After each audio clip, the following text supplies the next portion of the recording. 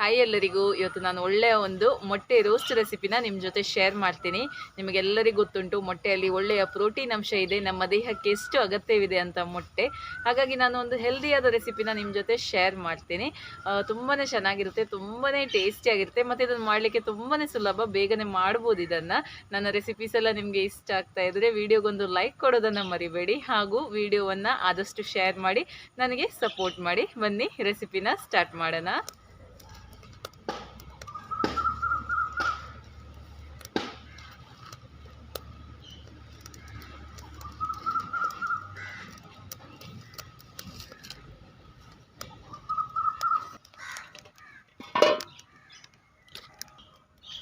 ತೆಂಗಿನೆಣ್ಣೆ 1 ಟೇಬಲ್ ಚಮಚದಷ್ಟು, 1/4 ಚಮಚದಷ್ಟು ಅರಿಶಿಣದ ಪುಡಿ, 1/4 ಚಮಚದಷ್ಟು ಅಚ್ಚಕಾರದ ಪುಡಿ, ಸ್ವಲ್ಪ ಉಪ್ಪು,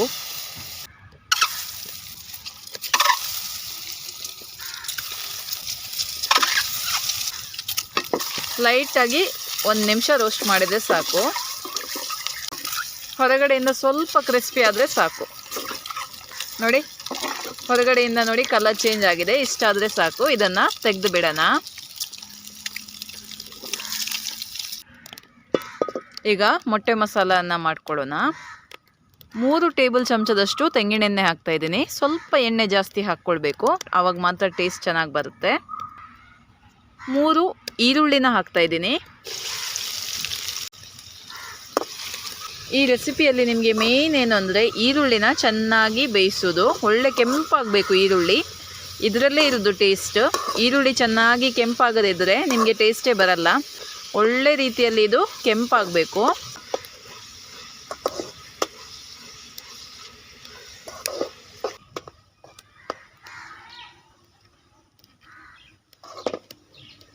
ಮೊಟ್ಟೆ ಪ್ರಿಯರಿಗಂತೂ ಇದು ತುಂಬಾ ಇಷ್ಟ ಆಗುತ್ತೆ. ಇದು ಮಾಡಲಿಕ್ಕೆ ತುಂಬ ಸುಲಭ, ತುಂಬ ಟೇಸ್ಟಿ ಆಗುತ್ತೆ. ಇದು ನೀರು ದೋಸೆ ಜೊತೆ, ಪರೋಟ ಜೊತೆ ಎಲ್ಲ ತುಂಬ ಚೆನ್ನಾಗಾಗುತ್ತೆ ಇದು ಮೊಟ್ಟೆ ರೋಸ್ಟು. ಒಮ್ಮೆ ಟ್ರೈ ಮಾಡಿ ನೋಡಿ ನೀವು. ಮತ್ತು ಇದಕ್ಕೆ ಟೊಮೆಟೊ ಎಲ್ಲ ಹಾಕಬೇಕಂತೇನಿಲ್ಲ, ಸೊ ಸಿಂಪಲಾಗಿ ಮಾಡ್ಬೋದು. ಈರುಳ್ಳಿಯನ್ನು ಒಂದು ಚೆನ್ನಾಗಿ ಹುರಿದರೆ, ಚೆನ್ನಾಗಿ ಒಂದು ಕೆಂಪು ಮಾಡಿದರೆ ಒಳ್ಳೆಯ ಒಂದು ಮೊಟ್ಟೆ ರೋಸ್ಟ್ ನಿಮಗೆ ರೆಡಿ ಆಗುತ್ತೆ. ಓಕೆ, ನೋಡಿ ಈರುಳ್ಳಿ ಸಾಫ್ಟ್ ಆಗಿದೆ. ಈಗ ಇದಕ್ಕೆ ನಾನು 2 ಹಸಿ ಮೆಣಸಿನ್ಕಾಯನ್ನು ಕಟ್ ಮಾಡಿ ಹಾಕ್ತಾಯಿದ್ದೀನಿ.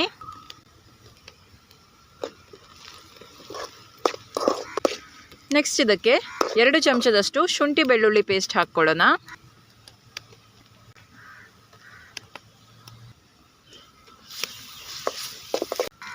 ಈಗ ಇದಕ್ಕೆ ಕೆಲವೊಂದು ಮಸಾಲೆಗಳನ್ನು ಹಾಕ್ಕೊಳ್ಳೋಣ. ನೋಡಿ, ಅರ್ಧ ಚಮಚದಷ್ಟು ಅರಿಶಿಣದ ಪುಡಿಯನ್ನು ಹಾಕ್ತಾಯಿದ್ದೀನಿ, 2 ಚಮಚದಷ್ಟು ಅಚ್ಚಕಾರದ ಪುಡಿ, 2ರಿಂದ 3 ಚಮಚದವರೆಗೆ ನೀವು ಹಾಕ್ಕೊಳ್ಬೋದು. 2 ಚಮಚ ಕೊತ್ತಂಬರಿ ಪುಡಿ, ಧನಿಯಾ ಪುಡಿ, 1/4 ಚಮಚ ಜೀರಿಗೆ ಪುಡಿ, 1 ಚಮಚ ಗರಂ ಮಸಾಲ ಪುಡಿ.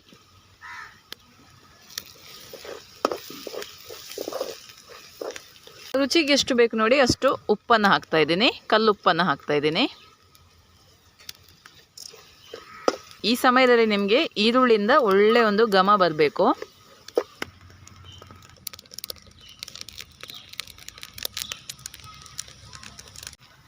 ಈಗ ನೋಡಿ, ಚೆನ್ನಾಗಿ ಈರುಳ್ಳಿ ಫ್ರೈ ಆಗಿದೆ. ಸುಮಾರು ನಾನು 10ರಿಂದ 15 ನಿಮಿಷ ಇದನ್ನು ಫ್ರೈ ಮಾಡಿದ್ದೀನಿ. ಎಷ್ಟಾದರೂ ನೀವು ಮಾಡಬೇಕು, ಇಲ್ಲಾಂದರೆ ಟೇಸ್ಟೇ ಬರಲ್ಲ. ಈಗ ನೋಡಿ, ಚೆನ್ನಾಗಿ ಇದು ಫ್ರೈ ಆಗಿದೆ. ಈಗ ರೋಸ್ಟ್ ಮಾಡಿರುವಂಥ ಮೊಟ್ಟೆಯನ್ನು ಹಾಕ್ತಾಯಿದ್ದೀನಿ. ನೋಡಿ, ಮೊಟ್ಟೆ ಕೂಡ ಚೆನ್ನಾಗಿ ರೋಸ್ಟ್ ಆಗಿದೆ, ನೋಡುವ ಗೊತ್ತಾಗುತ್ತೆ. ನೋಡಿ, ಲೈಟಾಗಿ ಕಲರ್ ಚೇಂಜ್ ಆಗಿದೆ. ಸ್ವಲ್ಪ ರೋಸ್ಟ್ ಮಾಡ್ಕೊಂಡು ಹಾಕಿದರೆ ಟೇಸ್ಟ್ ಚೆನ್ನಾಗಾಗುತ್ತೆ ನಿಮಗೆ. ಓಕೆ, ಈಗ ಮೇಲ್ಗಡೆಯಿಂದ ಸ್ವಲ್ಪ ಕೊತ್ತಂಬರಿ ಸೊಪ್ಪು ಹಾಕಿ ಮಿಕ್ಸ್ ಮಾಡಿ ಸರ್ವ್ ಮಾಡಿದರೆ ರುಚಿಯಾದ ಮೊಟ್ಟೆ ರೋಸ್ಟ್ ರೆಡಿ ಟು ಸರ್ವ್. ಬನ್ನಿ ಇದನ್ನು ಟೇಸ್ಟ್ ಮಾಡಿ ನೋಡೋಣ.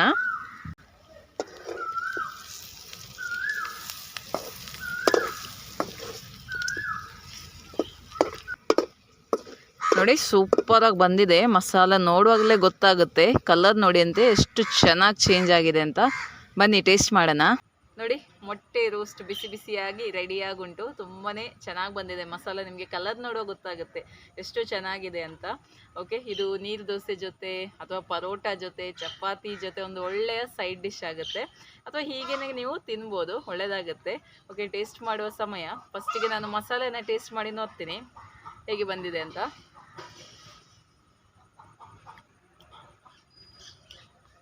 ತುಂಬಾ ಚೆನ್ನಾಗಿದೆ. ಈರುಳ್ಳಿ ತುಂಬ ಚೆನ್ನಾಗಿ ಫ್ರೈ ಆಗಿದೆ. ಈರುಳ್ಳಿಯಿಂದ ಸ್ವಲ್ಪ ಸಿಹಿ ಅಂಶ ಬರ್ತಾ ಉಂಟು, ಕ್ಯಾರಮಲೈಸ್ ಆಗಿದೆ ಅಂತ ಹೇಳ್ತೀವಿ ನೋಡಿ, ಆ ರೀತಿಯಾಗಿದೆ ಈರುಳ್ಳಿ.